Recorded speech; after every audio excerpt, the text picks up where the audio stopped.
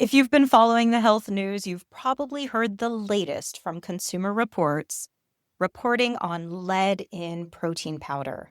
Along with this comes the flood of panic news, outraged tweets, and TikTok videos of tubs being tossed in the trash. The panic formula is churned out, and people start grabbing my sleeve at the gym, wild-eyed and breathless, inquiring if they should get tested for lead poisoning and sacrifice their post-workout shake for that nasty-ass fucking chicken breast and lemon powder smoothie that they saw on Love is Blind. Or perhaps purify themselves with a juice cleanse to repent for the nutritional sin du jour, the revered protein powder smoothie. Let's take a breath, folks. Lead in protein powder isn't a new revelation. It's just finally getting some attention. And while the alarm that is sounding is not a false one, as always, the story is a bit more nuanced than headlines make it sound. Stay tuned. Hey, Rebels. Welcome to Blasphemous Nutrition. Consider this podcast your pantry full of clarity, perspective, and the nuance needed to counter the superficial health advice so freely given on the internet. I'm Amy, the unapologetically candid host of Blasphemous Nutrition and a double-degreed nutritionist with 20 years experience. I'm here to share a more nuanced take on living and eating well to sustain and recover your health. If you found most health advice to be so generic as to be meaningless, or so extreme that it's unrealistic, and you don't mind the occasional F-bomb, you've come to the right place. From dissecting the latest nutrition trends to breaking down published research and sharing my own clinical experiences, I'm on a mission to foster clarity amidst all the confusion and empower you to have the health you need to live a life you love. Now let's get started. Welcome back to Blasphemous Nutrition. I'm your host, Amy, double-degreed nutritionist and dumpster diving extraordinaire. In today's episode, I'm going to separate what should be concerning to you, what's been blown out of proportion, who is actually at risk, and solid steps that we all can take to mitigate our risk of lead exposure in protein powder. Okay, so let's just dive right in here. On October 14th, 2005, Consumer Reports published a press release and article announcing they had tested 23 of the nation's top-selling protein powders and shakes. They found that more than 2/3 of the products contained more lead in a single serving than, and I'm air quoting here, what their safety experts say is safe for daily intake. Here are some of the numbers from that report. One product, Naked Nutrition's Vegan Mass Gainer, had approximately 7.7 micrograms of lead per serving, which is roughly 1,570% of Consumer Reports' level of concern.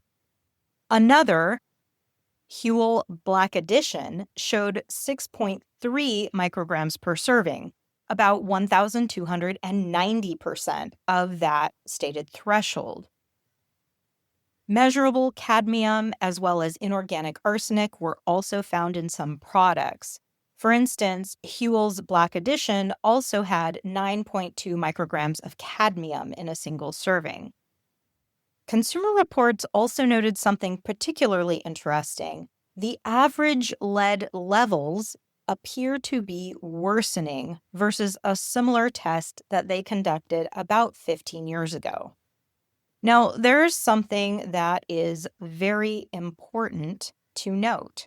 Consumer Reports experts are using California's Prop 65 threshold of 0.5 micrograms of lead per day as their level of concern.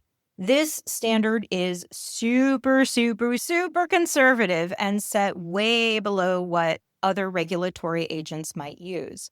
Now, if you live in California, you're probably rolling your eyes at the mention of Prop 65 because you live in an ocean of Prop 65 labels, plastered on everything from a package of pretzels to firewood, baby food, pillows, Californians are so freaking inundated with warnings that potentially harmful chemicals abound that they've come to largely ignore them.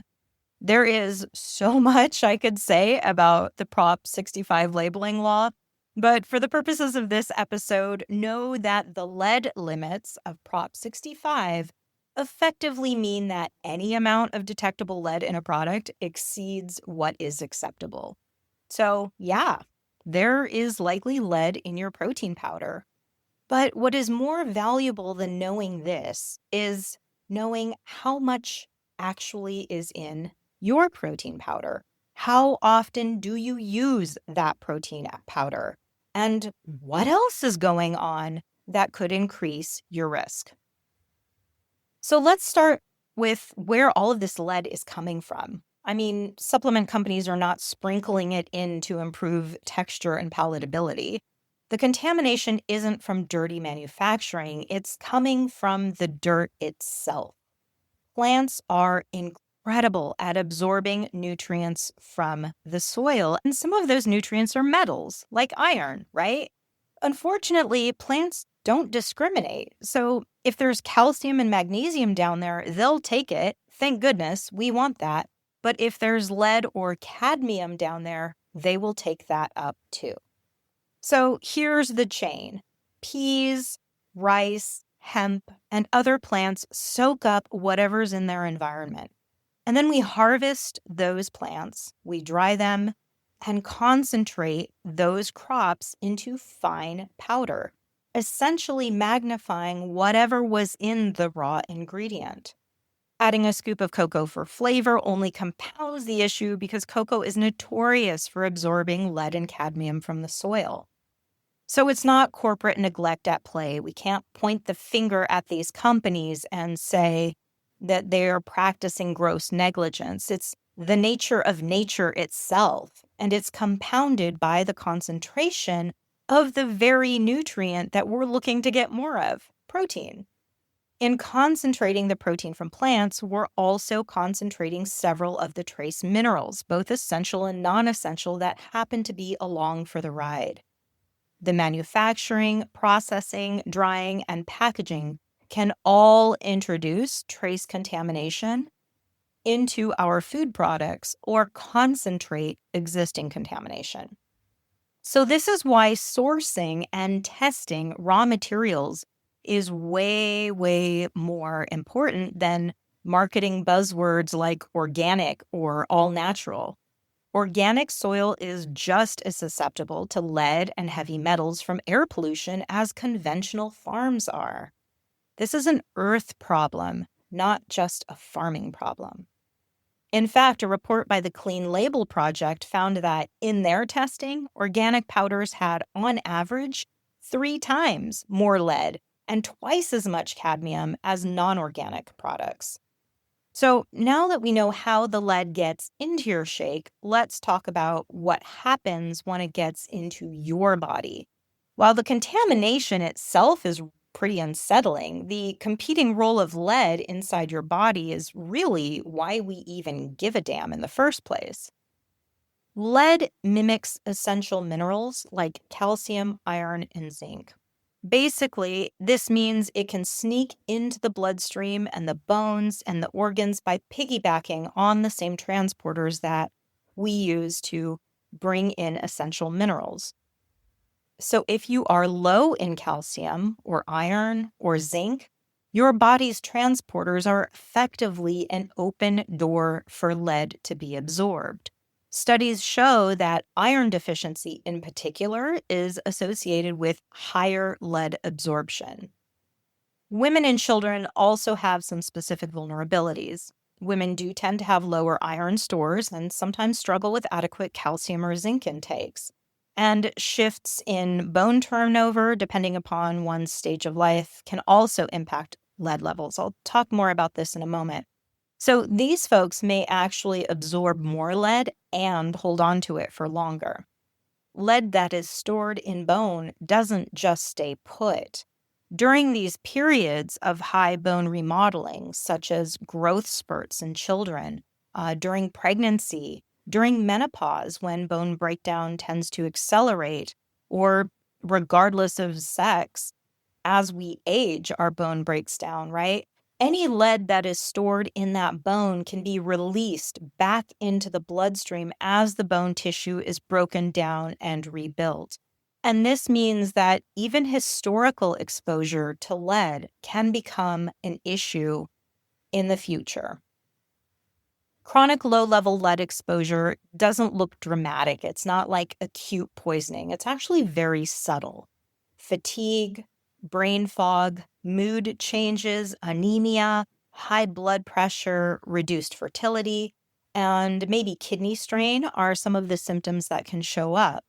And because they're very vague and also commonly caused by something other than lead exposure, it's very, very easy to miss or even overlook lead as a source for such symptoms.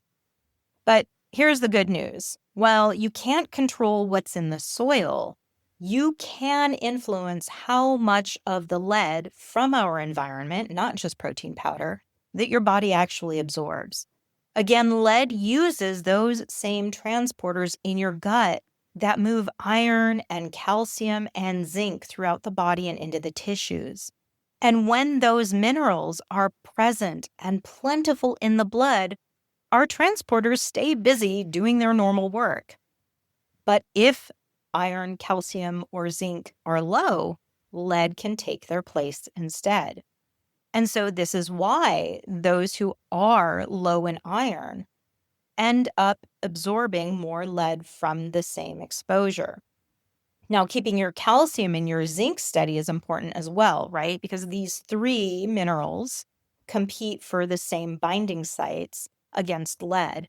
And this is why toddlers are routinely tested for anemia, because all of these minerals and metals compete with one another, right? We test toddlers for anemia around age 2 because during that phase of life, they're still often drinking a lot of milk, and this can displace more iron-rich foods. The higher the calcium in the diet and the lower the iron, the more something like anemia can be exacerbated because there's so much calcium and so little iron that the iron that is in the diet gets pushed out and doesn't have a chance to latch onto that transporter for absorption. I'm hoping that makes sense for you. So having adequate calcium, iron, and zinc in the diet will not only support your health throughout all stages of life, but it will also ensure that those transporters are well occupied, so lead doesn't have much of a chance to be absorbed into the tissues of the body. This is where a nutrient-dense diet comes in. Think leafy greens, eggs, beans, seafood, nuts, seeds, and dairy if you can tolerate. These contain the minerals that you need to keep those transporters occupied and full with what you want rather than what you don't. There is no need to start any kind of quarterly cleanse program or begin drinking detox teas. Your best defense against heavy metal toxicity is eating enough real food to fill in those nutrient gaps. Now, as I hinted at earlier, the Consumer Reports data may be more fear-mongering than is necessary. So firstly, Consumer Reports threshold at 0.5 micrograms a day is intentionally conservative. It's set far below levels where clear harm has been documented. And effectively, I think from a practical standpoint, 0.5 micrograms per day basically serves to mean this product has more than zero. So when anything exceeds that threshold, yeah, it notes there's some lead there. It notes caution, but it's by no means reflective of an imminent catastrophe that you must act on immediately. The U.S. Food and Drug Administration currently says there is no known safe level of lead, and it currently sets its recommendations for less than 8.8 micrograms per day of exposure for adults and 2.2 micrograms for children. This amount takes into account a 10x safety factor meaning that the 8.8 micrograms for adults are 10 times less than the amount of lead from food that would be required to reach the CDC's blood reference level, which is 3.5 micrograms of lead per deciliter of whole blood. So basically, you would have to consume 88 micrograms of lead per day in order for your blood levels to circulate enough lead that the CDC would recommend clinical monitoring of exposure. Okay. 3.5 micrograms of lead per deciliter of whole blood is the level at which the CDC recommends clinical monitoring of lead exposure, specifically in children.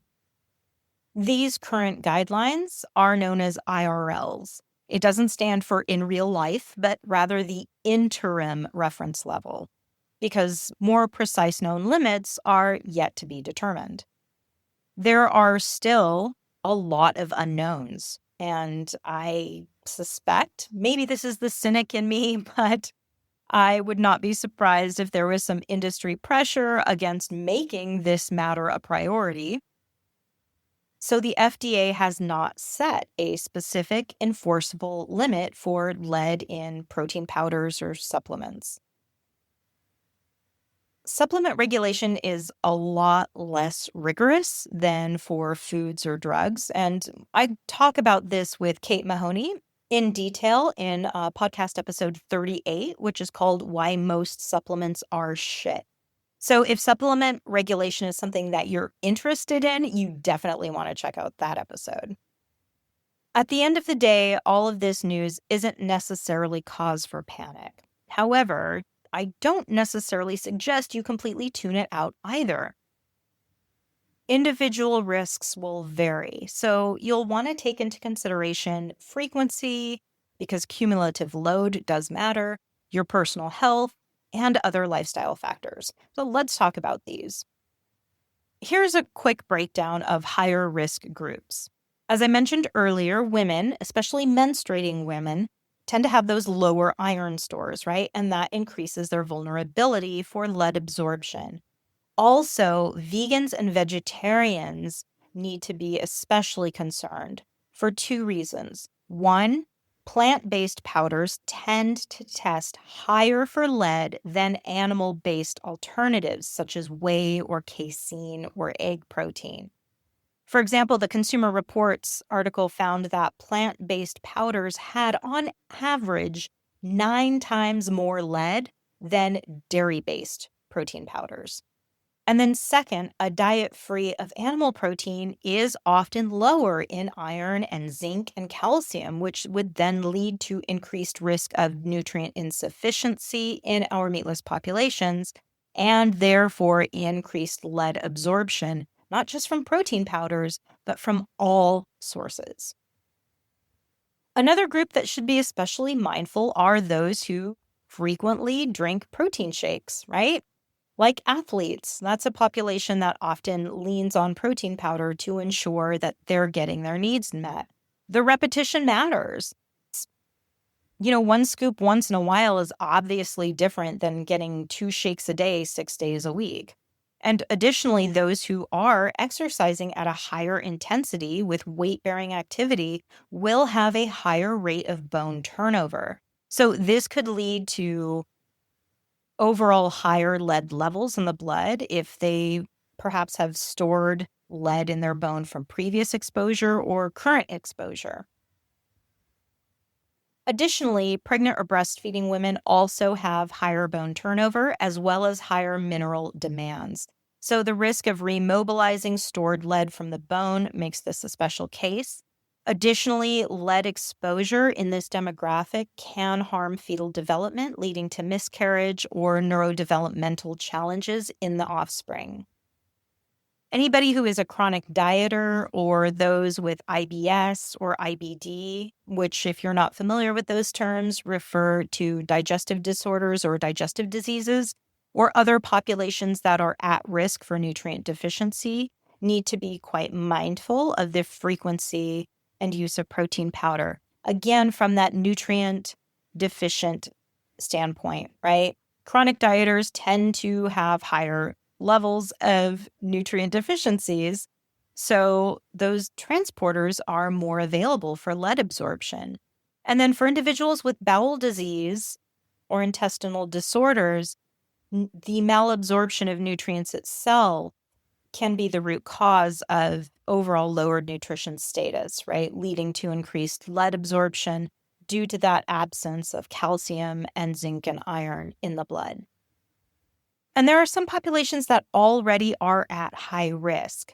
Firefighters, smelters, those who work at shooting ranges or frequent them often, electronic waste recycling plant workers, anybody living in Flint, Michigan, right? Or other areas where lead contamination is known, like anyone living within a couple miles of Notre Dame in Paris.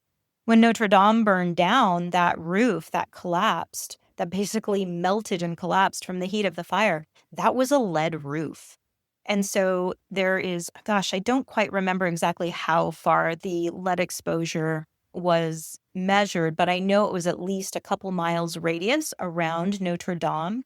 The parks, the schools, all the soil was heavily contaminated with lead after that fire.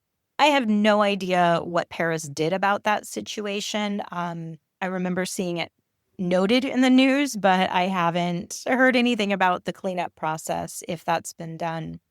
Now, if you are a frequent user of protein powder and you've come to rely upon it, you don't necessarily need to give it up. You can do some extra detective work to determine if the protein powder that you rely on is actually a problem. So here's how you check your protein powder like an empowered consumer. There is a certification to look for called NSF, Certified for Sport. This is the easiest thing to do. These certifications are often listed on the label, particularly for a sport blend protein powder. It'll say NSF Certified for Sport. And that means the product has undergone independent testing for illicit drugs for, competing athletes, right? As well as heavy metals like lead, cadmium, arsenic, and mercury. And the manufacturing facility does follow strict standards. However, NSF certification doesn't guarantee compliance with the stricter Prop 65 threshold of half a microgram a day or less. Prop 65 is strict. So if you want to align your lead exposure with Prop 65 specs, you should start with that certification, but dig deeper into the numbers. This is where you can ask for a certificate of analysis.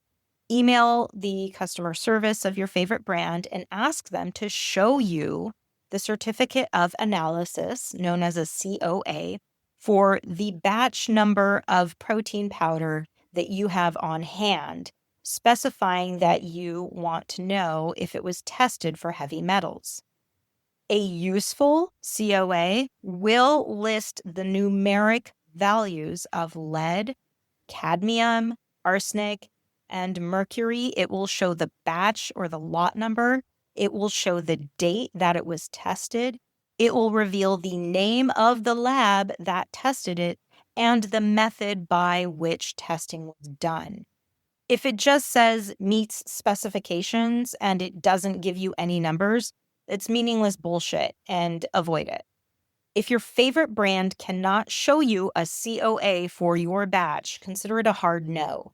Transparency is fundamentally customer respect and due diligence, and it shows that the company prioritizes quality and they have nothing to hide. Okay, so let's summarize this with a checklist of practical takeaways. First, choose powders that are NSF certified. Next, if it's really important to you, request a certificate of analysis and aim for lead levels that are at Prop 65, right? Under 0.5 micrograms per serving. But keep in mind that 8.8 micrograms per serving is what the FDA says is acceptable for adults' exposure per day, okay? And that takes into account that 10x safety factor. So it's 10 times lower than what would show up as a concerning level in blood work. Now, if you do tolerate animal protein, kick the plant-based stuff to the curb and opt for whey, egg, or casein over a dose of pea or rice powder protein. Also, be sure to choose non-chocolate flavors because, again, chocolate tends to pick up more metals. You may remember the news earlier this year of lead and cadmium in chocolate bars, another prompting of outrage and tears because we all love chocolate, right?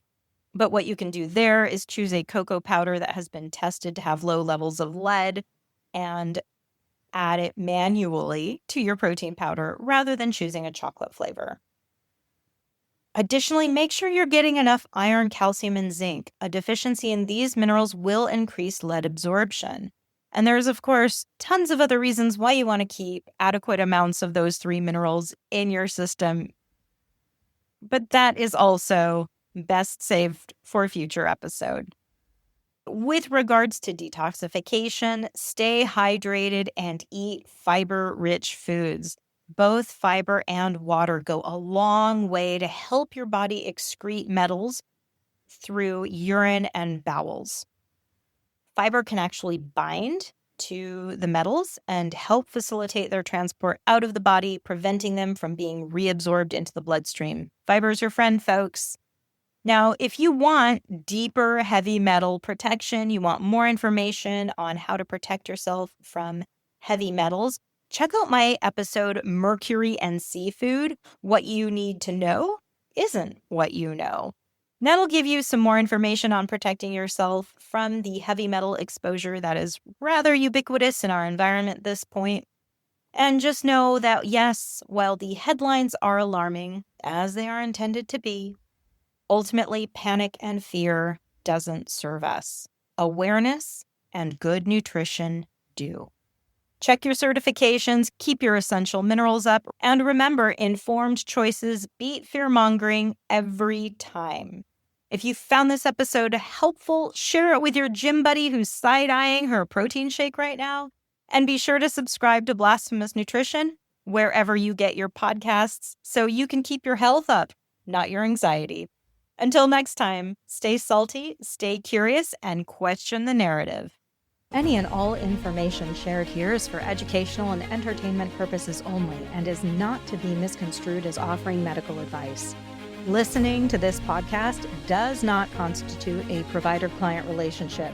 Note, I'm not a doctor nor a nurse, and it is imperative that you utilize your brain and your medical team to make the best decisions for your own health. The use of information on this podcast or materials linked to this podcast are at the user's own risk. No information nor resources provided are intended to be a substitute for professional medical advice, diagnosis, or treatment. Be a smart human and do not disregard or postpone obtaining medical advice for any medical condition you may have. Seek the assistance of your healthcare team for any such conditions and always do so before making any changes to your medical, nutrition, or health plan.